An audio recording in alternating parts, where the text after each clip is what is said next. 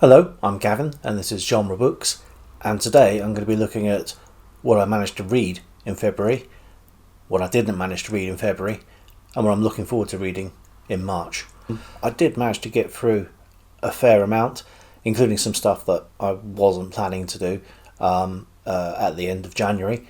In terms of non-physical books, I read the 6th and 7th issues of Planet Stories.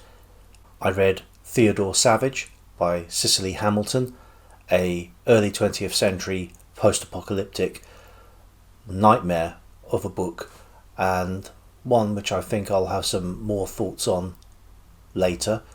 Then going back 3 centuries from Cicely Hamilton, we have Margaret Cavendish with The Blazing World, a 1660s, 1670s oddity with some surprising ideas and twists. And again, when I come to think about early science fiction, I'll have some more to say, and I think I want to do some more reading around some of the ideas that she presented in this short book to see where they fit in with late 17th century thought and contemporary writers, and how they were treating the idea of multiverses, whether anyone was talking about multiverses and alternate worlds in the same way that the Duchess of Newcastle, as she was talking. Skipping forward a couple of hundred years, I read The Strange Case of Dr. Jekyll and Mr. Hyde, which I realised I hadn't read before, and I enjoyed it. I think the structure was a little strange, given that the big reveal happens quite early on, and it spends the last quarter of the book tidying it up to show how people had figured out, or how people had been told, the relationship between Jekyll and Hyde. Obviously, reading it now, there is absolutely no spoiler. Everyone knows the twist, or the main crux of the book, but for readers at the time, I wonder what they would have made of those last 30 pages. For Roger's Cheap Old Book Club, I read Of One Blood by Pauline Hopkins, which was quite a ride. Many twists and turns, very sensationalist at parts, but it made me feel I was reading a book by a merit in that Lost World feel and heightened discourse between characters. But it was very enjoyable, and I'd be interested to read more of her work. There was certainly fantastical elements to it, but it also has an underpinning of the thoughts of Pauline Hopkins and the magazine that she was writing for and editing at the time, in the discussion of race, which is certainly a new way of reading it, rather than the more very realistic and polemical writings that you would find at the time. I also read Gladiator by Philip Wiley. This is part of a little side project I have of reading proto superhero books. It certainly shows where much of the Superman origin story comes from, in terms of a man initially hiding his power, in terms of him hiding away from society in many regards, and then dealing with the consequences of the power that he has. It also shows years ahead of when the comic book heroes catch up with it, that tale of rejection by society, and trying to find the hero trying to find a way to fit in. And finally, from Kindle Land, I read Second Stage Lensman by E. Doc Smith, which was one of the more haphazard episodes in the Lensman series that I've read to date. Not entirely sure it's completely cohesive, but essentially with the Lensman stories, I feel you just have to read along, hold on, and stick with it for the ride, because they are real knockabout fun. Now, in terms of physical books I read, so again with the on the superhero theme, I read Olaf Stapledon's Odd John, which, as I said in my short video on Hamptonshire Wonder a week or so ago, this book took much inspiration from that work, and Odd John really is Victor Stott with bells and whistles. It isn't just his mental abilities, although they seem to be tremendous, but it's also the willpower in using what seems to be a normally constructed body to do superhuman things, and also telekinesis and reaching out to other people who are like him, very much like I think that's where a lot of Charles Xavier might come from as well. February was still winter, so continuing with the winter of Wyndham, I read The Outward Urge by John Wyndham and Lucas Parkes.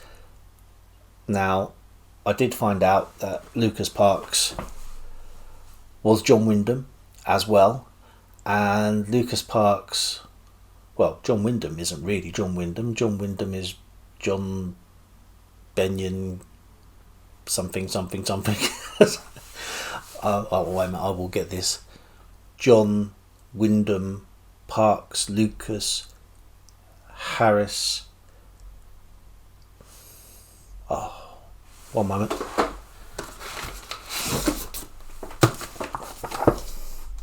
John Wyndham Lucas Parkes Benyon Harris. So why use two pseudonyms? His publishers felt, reading that book, that it was much more technical, what we would now call hard sci-fi, than a typical John Wyndham book, and decided, in order to demonstrate the difference or give a reason for the difference in tone and style, to put Lucas Parkes on as John Wyndham's technical advisor on the work.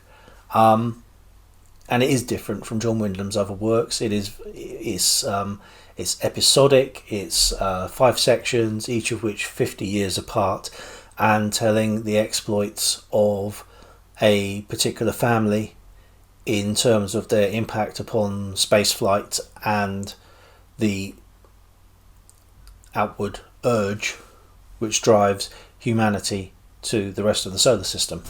The second book in my journey through the works of Lawrence Vanderpost is Venture to the Interior, which was written some 20 years after his first novel, In a Province.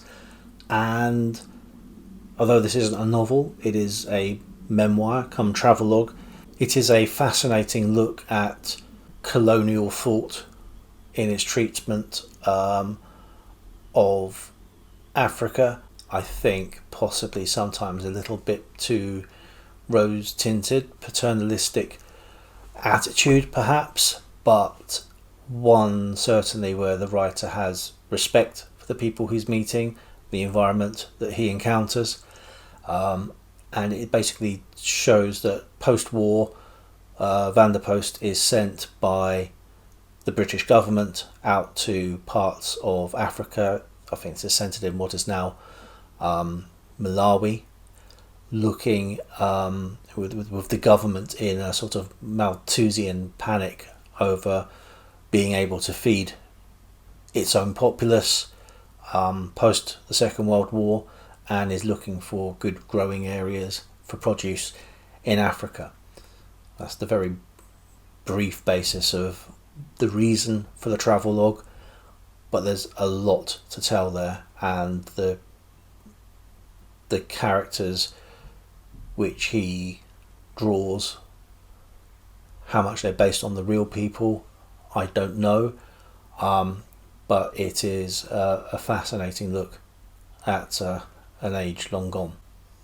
With mid-month came the Garborgus 2.5 Wasted Weekend, and I do have a video on the books I read at that time, but to quickly recap, they were The Bermuda Triangle by Charles Berlitz and The Waters of Death. Sorry, not The Waters, just Waters of Death by Irving A. Greenfield. In a moment of ill-advised cultural exchange with my daughter, I read what might be my first manga in decades, which was volume 1 of Bungo Stray Dogs. So yes, I've read that, and in return my daughter read Osamu Dazai's No Longer Human, I believe it was. There are a number of characters in this manga named after authors, Japanese and Western. So she read one of those books. I think I might have preferred to have read that book as well.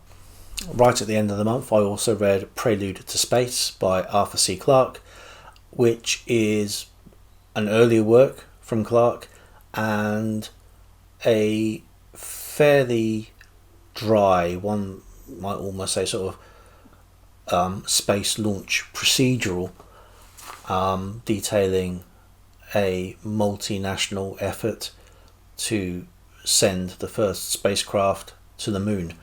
There's a lot of explanation and some fairly basically drawn characters, but it's certainly an evocative piece written 20 years before man actually did land on the moon. And whilst he got the year wrong, he was obviously erring on the side of caution on this point. There's a lot in there which he talks about which is quite prophetic. And from the tote bag of mild peril in this last month, the first two selections have been The Princess Bride by William Golding, which I gave my thoughts on a couple of videos ago, and The Mysterious Flame of Queen Loana by Umberto Eco, which I'll give my thoughts on now. It's, of his books, certainly the most personal. It's part sentimental journey, it's part anti-fascist historical story, and it's a warning about fascism that we should be always ready to hear, and increasingly are not doing so. The premise of the book is that Giambattista, who is, fortunately for terms of space, just called Yambo, is an antiquarian book dealer who from Milan, who has had an incident which is never fully explained, though it sounds like it's a stroke, wakes up with a particular form of amnesia whereby he can't remember anything he had an emotional reaction to, but remembers everything that he's read. So he doesn't recognise his wife, but he can quote from a dozen different works in the same paragraph. It's an interesting premise, and one which I think would have worked better had there not been some slack editing of the middle passage of the book. And it's quite a lengthy section where he goes back to his childhood home, or the home where he spent his summers, finds caches of old literature, whether it's comics, posters, books, and proceeds to explain about how it might relate to his life as he rediscovers his memories, but also gives story of how, as a child, the character is hit by two conflicting narratives, one from the government and the propaganda which it's spewing, and one from the popular culture which, as a child, he is imbibing, and the different ideologies at play there. And also you certainly feel the government missing a trick in not censoring children's cartoons, comics, literature, because they think it's purely juvenile and not worth the trouble of censoring. The final section goes over this again briefly, and interweaves a story from his own childhood which comes back to him and would have made a fine novella in its own right. There's a lot to like in the book, but there is a little bit too much of the book to have the impact which I think it probably deserves. But I don't regret picking it from the bag. Not that I had much choice, it was just the number that came up. At the end of this video, we'll find out the next choice from the tote bag and see where that might lead me. So now it's March, and there are a lot of events happening in this month. Not all of which I'll be able to do justice to, but certainly most that I want to dip a toe into at least. But to begin with, let's think about the books which I've not got round to reading from last month, which we'll just roll over to this month to see if I have any more luck. The Sands of Mars, 57th Franz Kafka, Agents of Chaos, and Judgment Night. In terms of non-physical works, Planet Stories issues 8 and 9, The Children of the Lens and Masters of the Vortex, to see if I can finally finish the Lensman series, The Coming Race by Edward Bulwer-Lytton, and After London by Richard Jefferies. In terms of finishing series, I want to read Death World 3, finish a fantasy trilogy which I began over a year ago with Lyndon Hardy's The Secret of the Sixth Magic and The Riddle of the Seven Realms. Continue with Lawrence van der Post with The Face Beside the Fire. Give a little chapeau to March Mystery Madness with August Derleth's The Narracon Riddle. For March of the Mammoths, I have plumped for Shogun by James Clavell, The Silver Locusts by Ray Bradbury, also known as The Martian Chronicles, and because I bumped him from my intended wasted weekend reading, Gardner F. Fox, Kirik and the Lost Queen, if I have the time. And my final pick for March will be a literal pick of whatever comes out of the tote bag of Mild Peril. And the next book I'm going to read at random, Sidney J. Bound's The Robot Brains.